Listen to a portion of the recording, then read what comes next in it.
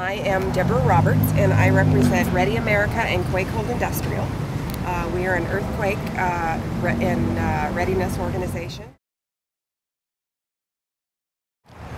Basically, because of the company that I'm involved with, that is their business, that they do earthquake preparedness. They have the supplies, they have everything to be prepared in the event of an earthquake, and that is the mantra, to be prepared.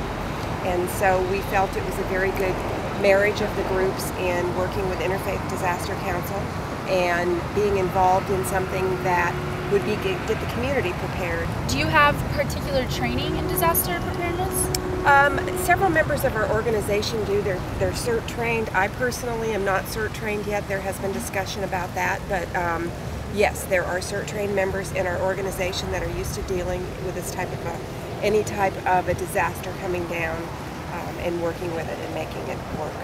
How have your experiences changed your perspective on disaster preparedness and response? For example, like the San Diego fires, did those personally affect you? And they did not personally affect me, but having grown up in the area, it's something that we all have to consider. And we all know that every 8 or 10 years we are usually faced with a disaster of that magnitude. And it just calls to our mind how much it's important to be prepared. And are San Diegans more prepared for fire or other disaster than you would say they were before?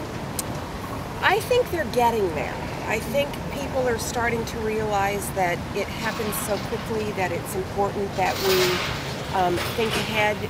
A lot of us have the attitude that at the time when the disaster happens, we all run out and we become prepared, but then it becomes a situation as the longer we stay away from the disaster, we have a tendency to get a little bit of amnesia.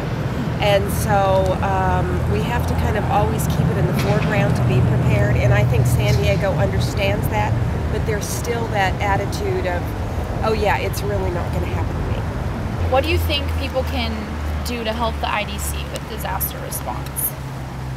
I think they can become prepared in their learning. Be involved, get involved in knowing what's going on, learn about the different areas in the area that you live in, learn about the different community people that are involved, be it Red Cross, be it Interfaith Disaster Council. Go to your churches. Make sure that your churches are prepared. You know, the mantra is you've got to take care of yourself for 72 hours. And so you need to be prepared to take care of yourself and your family for 72 hours.